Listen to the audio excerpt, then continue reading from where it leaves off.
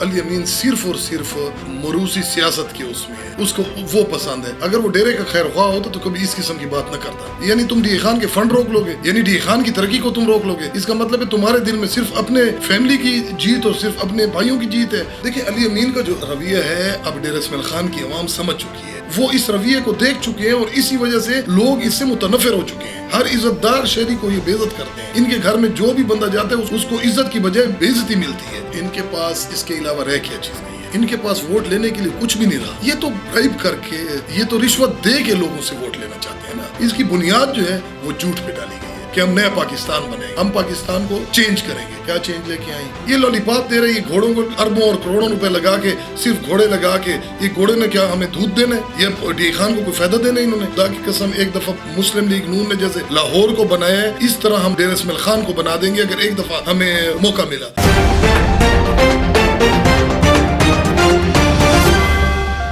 देखिए अली अमीन ने ये बात की है, डेरा वालों को इस बात की समझ आनी चाहिए कि डेरा अली अमीन सिर्फ और सिर्फ मरूसी सियासत के उसमें है, उसको वो पसंद है। अगर वो डेरे का खैर ख्वाह होता तो कभी इस किस्म की बात न करता। वो ये बात न करता कि मुझे डी खान वालों को, यानी तुम डी खान के फंड रोक लोगे, यानी डी खान की तरक्की को तुम रोक लोगे, इसका मतलब है तुम्हारे दिल में सिर्फ अपने फैमिली की जीत और सिर्फ अपने भाइयों की जीत है। तुम्हारे दिल में ये नहीं है कि तुम आप क्या नाम है डी खान के लोगों को वो करें, फ़ायदा मुफीद उसका फ़ायदा दें। ये कौन सा तरीका है? इस तरीके से तो नहीं हो सकता। ये सियासत करते हैं सिर्फ अपनी जान की खातिर, अपनी खातिर। और देखें मरूसी सियासत के खिलाफ बातें करते थे पहले, इनके इसका लीडर भी मरूसी सियासत के खिलाफ बात करता था। अब आप देखें तो जिधर भी देखें, चाहे वो वजीर आला, साबिक वजीर आला है, खटक साहब हैं, चाहे ये है, चाहे इस वक्त का वजीर आला है, सारे मरूसी सियासत के ऊपर काम कर रहे हैं। यानी इनकी कोई बात एक नहीं होती। इन्होंने किस किस्म के ऐलानात किए, ये क्या ऐलानात हैं? इसके बीच में तो मेरे ख्याल में अवाम को ये समझ लेना चाहिए कि ये ऐलानात, ये लॉलीपॉप हैं। ये लॉलीपॉप दे रहे, ये घोड़ों को अरबों और करोड़ों रुपए लगा के, सिर्फ घोड़े लगा के, ये घोड़े ने क्या हमें दूध देना है? ये डी खान को कोई फ़ायदा देना है इन्होंने? नहीं। ये इसकी खूबसूरती, खुदा की कसम, एक दफ़ा मुस्लिम लीग नून ने जैसे लाहौर को बनाया है, इस तरह हम डेरा इस्माइल खान को बना देंगे अगर एक दफ़ा हमें मौका मिला। आप खुद सोचें कि इनका तो 1 साल की मिनिस्ट्री है, उसके बाद तो ये बात तो लिख दी गई है, बिल्कुल ऐसे समझें कि ये अब अल्लाह ताला की तरफ से इंशाल्लाह लिखी गई है कि अगली हुकूमत पाकिस्तान मुस्लिम लीग नून की होगी। और अगर मुझे मौका मिला और इस वक्त अगर आवाम ने हमें एक दफ़ा मौका दिया तो मैं इंशाल्लाह ताला, आप देखेंगे कि इतने फ़ंड लेके आता हूँ और डी खान को ऐसे बनाएंगे कि ये डेरा इस्माइल खान वालों को पता चल जाएगा और ये तारीख में पहली दफ़ा लिखे जाए, इतने ज़्यादा आए होंगे। देखिए अली अमीन का जो रवैया है अब डेरा इस्माइल खान की आवाम समझ चुकी है। अब इतना कोई भी इतना उसकी यादाश्त कमज़ोर नहीं होगी। वो इस रवैये को देख चुके हैं और इसी वजह से लोग इससे मुतनफिर हो चुके हैं। लोग अब इनकी तरफ जाने का सोच भी नहीं सकते। हर इज्जतदार शहरी को ये बेइज्जत करते हैं। इनके घर में जो भी बंदा जाता है उसको इज्जत की बजाय बेइज्जती मिलती है। ये तो कोई उसकी सियासत तो ऐसे नहीं होती आज तक कभी ऐसे हुई। इन्होंने तो ये जो हमारी असम्बली है उसको भी कॉलेज लाइफ बना ली है, कॉलेज की पॉलिटिक्स बना ली है। और जैसे वो कॉलेज के लड़के एक दूसरे से लड़ते हैं तो उस तरीके की इन्होंने पीटीआई की गवर्नमेंट ने बिल्कुल इखलाकियात की धज्जियां बिखेर के रख दी है। कोई इसका कोई तरीक़ाकार नहीं है। ये वो आपने अगर सुना होगा कि लुबड़ सिंह की बादशाही है, जिसके गले में जो फंदा फीट आते वो डाल देते हैं। इसके अलावा इनके पास कोई ऐसी बात है ही नहीं, कोई विजन ही नहीं है। वो जो पहले कहता था इनका वजीर आज़म, इनका लीडर, कि मेरे पास विजन है, मेरे पास पूरे ऐसे मिनिस्टर होंगे, एक टीम होगी, वो टीम कहाँ है?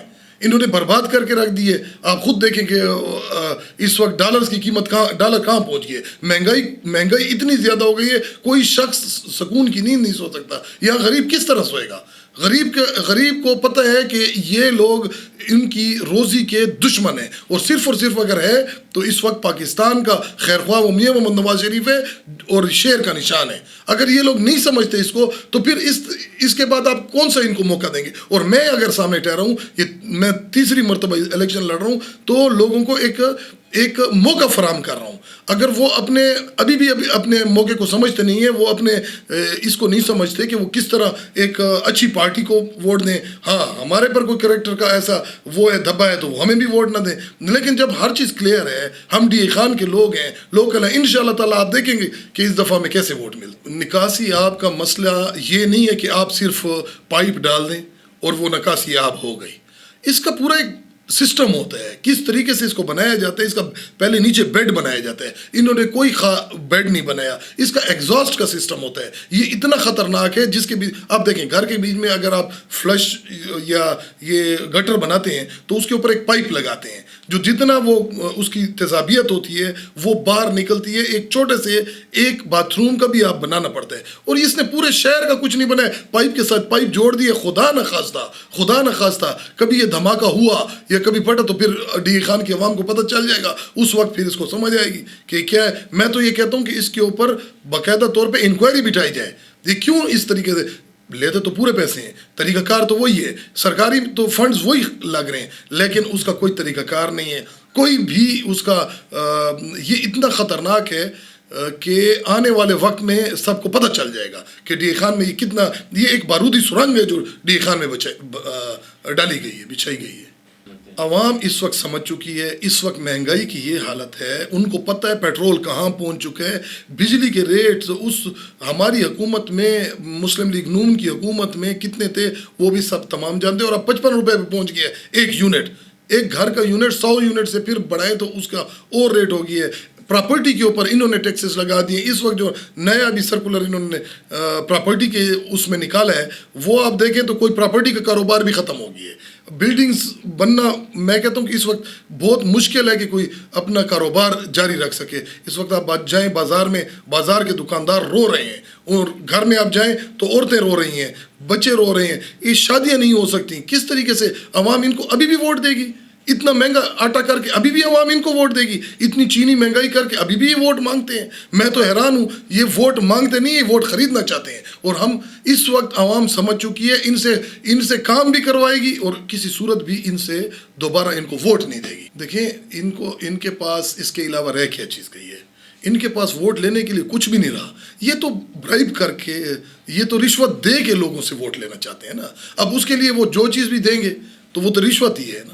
رشوت لینے والا اور دینے والا دونوں جرمی ہیں. تو یہ تو وہی طریقہ کر رہے ہیں, اور دونوں عوام اب سمجھ چکی ہے. اس وقت ان سے میں آپ کو پہلے ہی بتا چکا ہوں, ان سے فائدہ لے کے ان کو ووٹ نہیں دیتے. عوام اس وقت ووٹ ان کو نہیں دے رہی ہے. ہمیں پتہ ہے, کئی لوگ میرے پاس آتے ہیں, کئی لوگ کہتے ہیں کہ ان سے میں یہ کام کروا رہا ہوں لیکن انشاءاللہ تعالی ہم حلفیہ آپ کو ووٹ دیں گے. تو یہ بات تو بالکل کلیئر ہے. اس گورنمنٹ سے لوگ اب ایسے متنفر ہو چکے ہیں کیونکہ جھوٹ کے اوپر مبنی ہے. ان کی جتنی بھی اس کی بنیاد جو ہے وہ جھوٹ پہ ڈالی گئی ہے کہ ہم نیا پاکستان بنائیں گے, ہم پاکستان کو چینج کریں گے. کیا چینج لے کے آئے ہیں؟ اس وقت پیٹرول آپ دیکھیں, نواز شریف نے 120 روپے سے 64 روپے پہ لے کے آیا تھا. اس نے ڈالر کو آپ دیکھیں کہ وہ 98 روپیز پہ 99 روپیز پہ لے کے آیا تھا. اب ڈالر دیکھیں 178 روپے اور 177 روپے پہ پہنچ گئے. لوگوں کو یہ سمجھ آ چکی ہے, مہنگائی اتنی زیادہ ہو چکی ہے. آٹے کی ریٹ دیکھیں, آپ چینی کو دیکھیں, چینی کے بحران انہوں نے چینی میں بھی کھایا, انہوں نے آٹے میں بھی کھایا, انہوں نے دوائیوں میں بھی کھایا. ان کی گورنمنٹ نے کس چیز میں نہیں کھایا؟ عوام سب کچھ جانتی نہیں ہے, ان کو پتہ نہیں ہے. اور اس وقت عوام ان سے اتنی متنفر ہے, کسی صورت بھی عوام نہیں ان کو ووٹ دے گی. آپ دیکھ لیں گے, حالانکہ کبھی بھی ایسا نہیں ہوتا کہ گورنمنٹ ہوتے ہوئے اس کو کوئی وہ ملے, لیکن اس کو کسی صورت بھی اس دفعہ گورنمنٹ کے ہوتے ہوئے بھی یہ ہاریں گے. اس دن جس طریقے سے ہمیں بازار میں وارم ویلکم کیا گیا, وہ کسی سے ڈھکا چھپا نہیں ہے.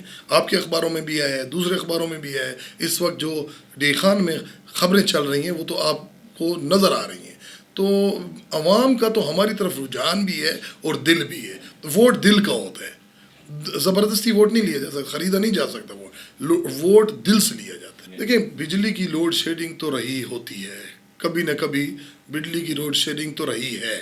اس کو ہسٹری میں اگر کسی نے کام کیا ہے تو میاں نواز شریف کی گورنمنٹ میں, یہ عوام جانتی ہے. جیسے کہ ہم نے اس ملک کو اس مطلب ہے کہ جو ایک لا اینڈ آرڈر پوزیشن خراب تھی اس سے ہم نے باہر نکالا, پرامن کیا ملک کو, وہ بھی نواز شریف نے کیا اور ہماری گورنمنٹ نے کیا. اور میں یہ آپ کو بات بتانا چاہتا ہوں کہ اس وقت عوام جو گیس کی لوڈ شیڈنگ کی وجہ سے پریشان ہے, آپ سوچ نہیں سکتے. چولہے ٹھنڈے پڑے ہیں, اور جو گھر کی خواتین ہیں ان کے پاس تو کسی وقت آپ جائیں یا کوئی مطلب ہے آپ خاندان کی یا ان کی باتیں سنیں تو آپ کو یہ سمجھ آئے گی کہ وہ تو اتنے پریشان ہیں، نہ یہاں کھانا آپ کو ٹائم پہ مل سکتا ہے، نہ یہاں آپ کو گرم پانی ملتا ہے. اس گیس کا تو انہوں نے ستیہ ناش کر کے رکھ دی ہے.